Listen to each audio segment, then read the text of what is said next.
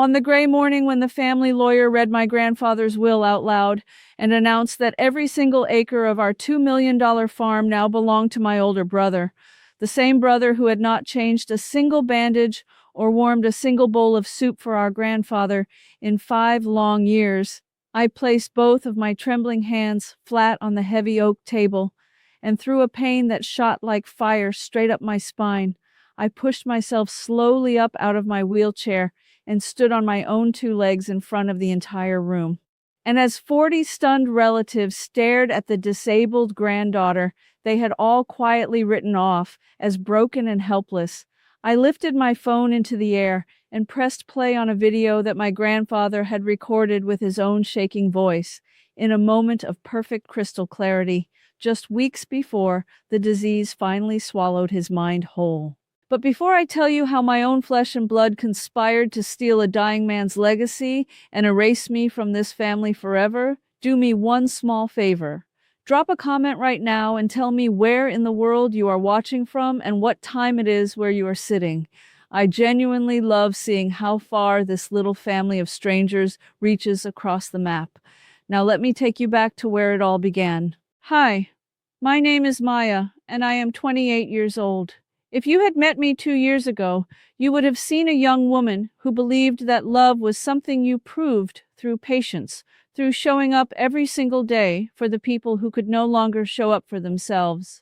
I lived on the outskirts of a small farming town in rural Tennessee, on 80 acres of rolling green land that had belonged to my family for 3 generations. The farm had a white clapboard house, a red barn that leaned slightly to the left, and a long gravel drive lined with oak trees that my great-grandfather had planted by hand. I had lived on that land almost my entire life, and for the last 5 years of it, I had lived there for one reason only: to care for the man who had raised me when no one else would. I work as a certified caregiver. My specialty, the work I trained for and poured my heart into, is memory care. The long, slow art of looking after people whose minds are slipping away from them one piece at a time. I know how to speak to a person who no longer remembers your name. I know how to keep them calm, clean, fed, and dignified through the cruelest disease I have ever encountered. And I know, better than most people on this earth, how important it is to document everything, to keep careful records and notes and even video logs of a vulnerable person's care, both for their medical team and for their safety. That habit, that careful, relentless documentation, would one day become the only weapon I had against people who thought a girl in a wheelchair could never fight back. But I did not know that yet. I should tell you about the wheelchair because it matters to this story.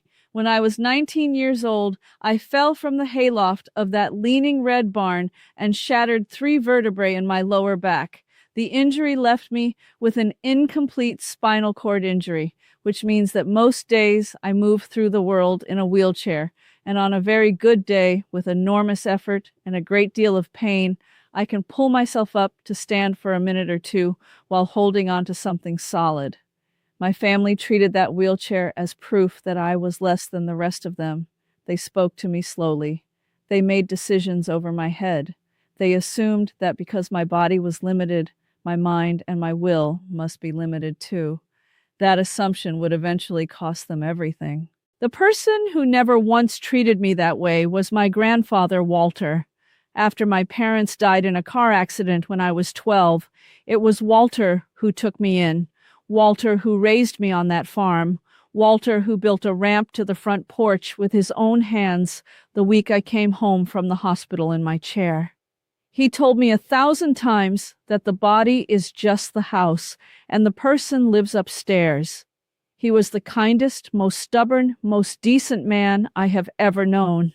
So when he began to forget things, when he started calling me by my dead mother's name, when I found him standing confused in the cold barn at 3 a.m, I did not hesitate for even 1 second. I left my apartment in town, I moved back into the farmhouse, and I became his full-time caregiver. I was the one person in our entire family who stepped up, and I would do it all again. For 5 years, I gave that man everything I had. I bathed him, I dressed him, I cooked his meals and cut them into small pieces when he forgot how to use a knife. I learned to soothe him out of the terrors that came in the night when he no longer recognized his own home. I managed his medications down to the minute. I sat with him for hours, holding his hand, looking through old photographs, reminding him gently of who he was on the days he forgot. I did all of this from a wheelchair in a farmhouse that was not built for one, and it nearly broke my body and my spirit 100 times over. But I never complained, because he was worth it, and because I loved him. And where was the rest of the family during those 5 years? My older brother Dale and his wife Crystal lived just 40 minutes away in a big house in the suburbs that they could barely afford. In 5 years, Dale visited his grandfather perhaps a dozen times, and never for longer than an hour, and always with one eye on his phone. Crystal came even less. They sent no money, offered no help, and never once spent a single night relieving me so I could rest. But they made sure to call on holidays, to post pictures with Grandpa on social media, to perform the role of a loving family for everyone watching. I was too exhausted and too devoted to notice the way they were already circling, the way their eyes lingered a little too long on that 80 acres of land every time they did appear. I did not understand that to Dale and Crystal, our grandfather was not a person to be loved. He was a deed to be claimed.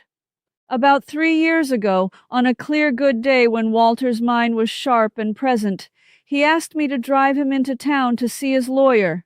He told me, with tears in his eyes, that he wanted to put his wishes in writing while he still could, before the disease took that ability from him. He spent 2 hours alone with his attorney that afternoon, and on the drive home, he held my hand across the truck seat and told me something I will never forget.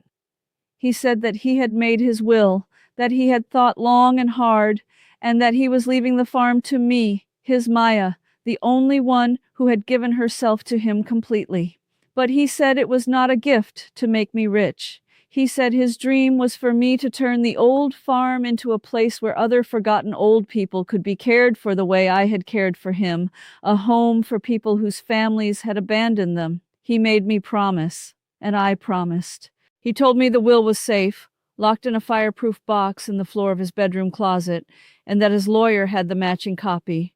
Then he squeezed my hand and said, "No matter what happens to my mind, Maya, that paper says the truth." I held on to that promise like a candle through the long, dark years that followed, as Walter's mind faded further and further away. And because I am a caregiver who documents everything, I kept records of it all. With Walter's knowledge and consent during his lucid periods, I had set up simple care cameras in the main rooms of the house, the way many memory care arrangements do, to keep him safe if he wandered while I slept, or could not reach him quickly in my chair. Those cameras recorded everything. They recorded his bad days and his good ones. And on one particular good day, about a year before he died, when he was suddenly lucid and clear in a way that brought me to tears, I sat with him and gently recorded him on my phone, talking about his life, about the farm, and about his wishes. In that video, Walter looked straight into the camera and said his own name, the date, that he was of sound mind in that moment, that he loved me, that the farm was to be mine to build his dream of a home for the forgotten, and that the true will was in the fireproof box in his closet floor. I saved that video, never imagining I would one day need it to save my entire life. My grandfather passed away peacefully in the early spring, in his own bed, in the farmhouse he loved, with my hand wrapped around his. For a few days I was lost in a grief so total that I could barely function, and it was in exactly that window, while I was drowning in sorrow, that my brother and his wife made their move.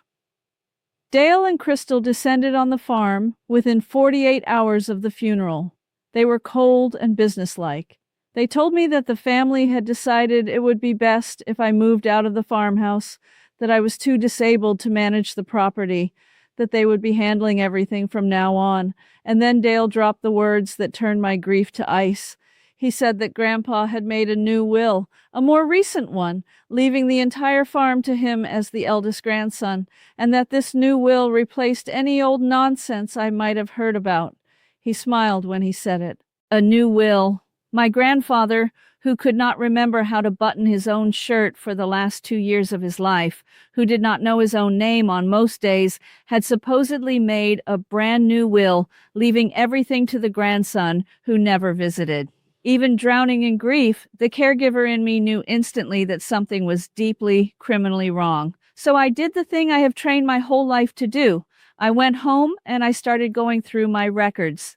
I pulled up the footage from the care cameras and I scrolled back through the final months of Walter's life, and what I found made my blood run cold. There, on a recording from about 4 months before his death, on one of his very worst days, a day when I had documented in my care notes that he did not recognize me and thought he was a young man back in 1960, I watched my brother Dale walk into the house with Crystal and a stranger carrying a briefcase.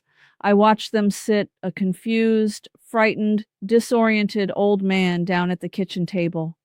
I watched them guide his shaking hand to a document and help him scrawl something on it while he asked over and over where his wife was.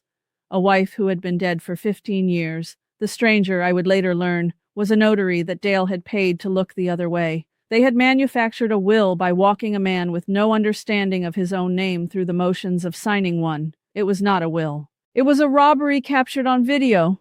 I sat alone in that quiet farmhouse with my grandfather's empty chair beside me, and I felt the grief inside me harden into something cold and clear and absolutely unbreakable. They had not just tried to steal the farm. They had used a dying, confused old man's hand as a tool, had taken advantage of the cruelest disease in the world to rob him, and were now trying to erase the 5 years I had given my life to him by telling everyone I was a useless cripple who could not be trusted. The girl who had spent her life being patient and quiet and grateful for scraps of respect died in that chair. What rose up in her place knew exactly what she had and exactly how to use it. I did not panic. I prepared. I backed up the camera footage in 3 separate places. I gathered my 5 years of meticulous daily care logs, every entry documenting Walter's condition, including my note from the very day they had him sign their forged will.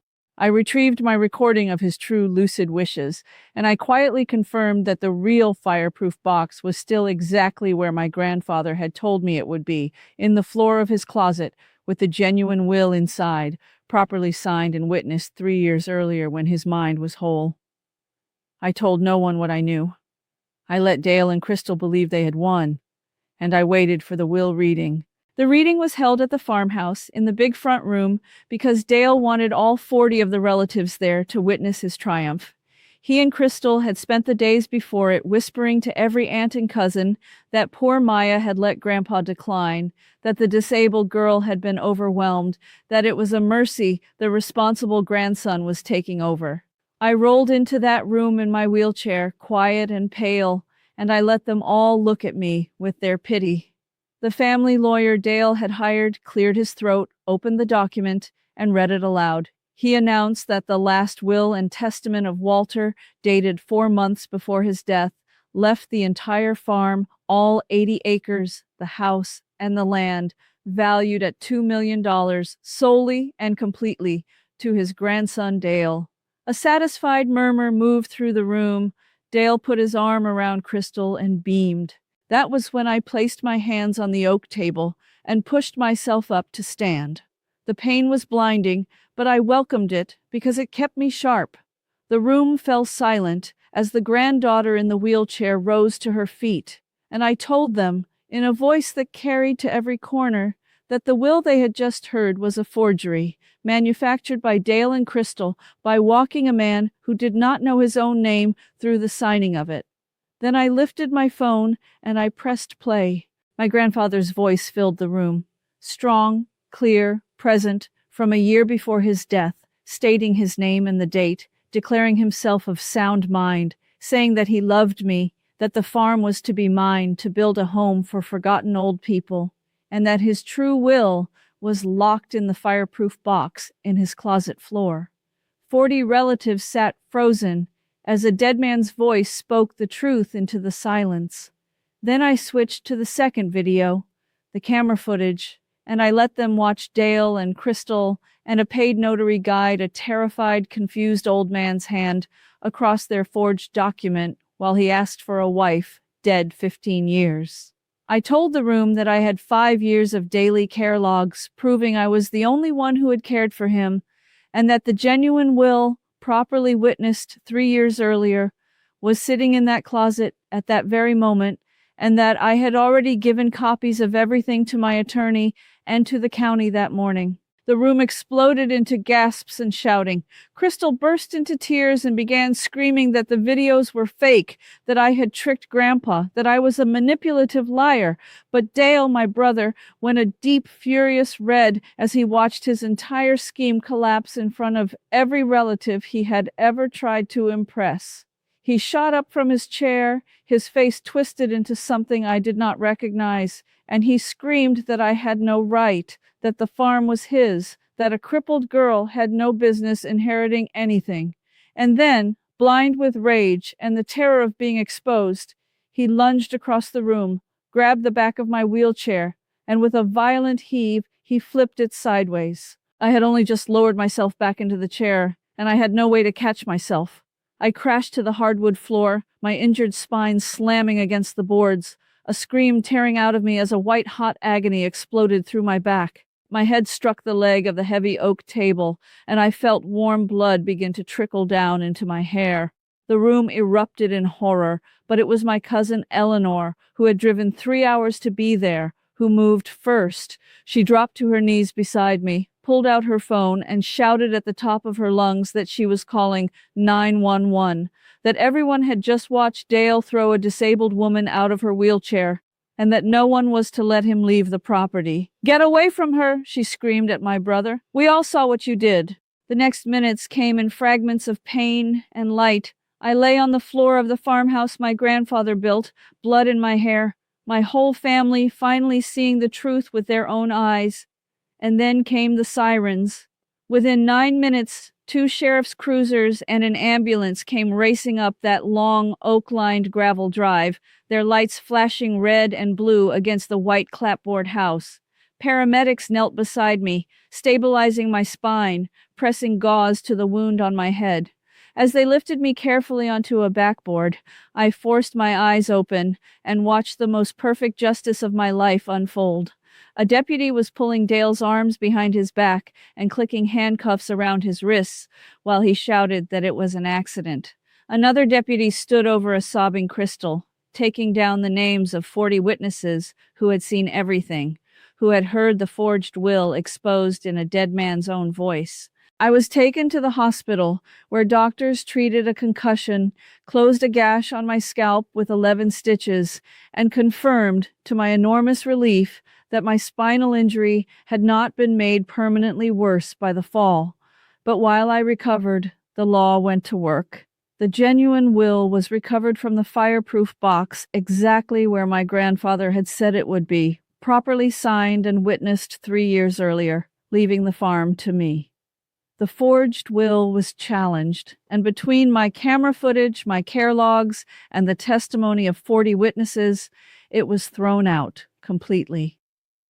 The court ruled the recent will a fraud procured from a man who plainly lacked the capacity to make it, and it honored my grandfather's true and valid wishes. The farm became mine, all 80 acres, the leaning red barn, the White House, and the oaks my great-grandfather planted. And the law did not stop there.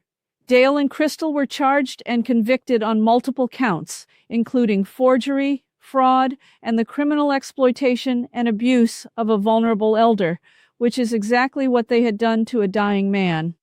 Dale was sentenced to several years in state prison, and Crystal received her own sentence as his partner in the scheme. The paid notary lost his license and faced charges of his own. The relatives who had whispered that I was a useless cripple could not look me in the eye. Dale wrote me letters from prison begging me to forgive him, insisting that family should never turn on family. I never wrote back. I handed every letter to the district attorney. And then I did the thing my grandfather had asked of me. I kept my promise. Using the value of the land and a great deal of stubborn determination, I spent the next 2 years transforming our family farm into exactly what Walter had dreamed of. I built a small, warm, beautiful memory care community on that land, a real home designed from the wheelchair up to be accessible and gentle and full of dignity, a place for forgotten old people whose families had walked away from them, the way mine almost walked away from Walter. I named it after him. Today, that white clapboard house is surrounded by gardens and ramps and laughing residents, and the leaning red barn has been restored into a community hall. My grandfather's empty chair sits by the window in the front room, exactly where it always was. It was while I was building that community that I met Sam, an occupational therapist who came out to the farm to help me design the accessible spaces. From the very first day, he never once looked at me with pity, and he never saw my wheelchair before he saw me. He saw the woman who had taken on her whole family and won. He worked beside me for a year, building ramps and dreaming up gardens, and somewhere in the middle of it all, he fell in love with the fight in me, and I fell in love with the gentleness in him. Last weekend, Sam pushed open the front door of our community hall, took my hand, and we sat together on the restored porch in the Tennessee sunshine, watching the residents tend the garden, talking softly about the life we are building together on the land my grandfather saved for me. I had to be betrayed by my own brother, thrown to the floor in my own grandfather's house, to finally understand the truth that Walter tried to teach me my whole life. The body is just the house, and the person lives upstairs, and no one can ever steal who you truly are. Standing in that sunshine, in the home I rebuilt, and the legacy I protected, I knew that I had not only won back a farm, I had kept a promise, and I had found my own worth at last. So let me ask you this. If your own family had used a dying man's confusion to forge his will and erase you from his life, would you have found the strength to fight back the way I did and bring them to justice? Tell me in the comments below. And if my story moves something in you today, please like this video, subscribe to the channel, and ring the bell so you never miss what comes next. Thank you so much for listening, and I will see you in the next one.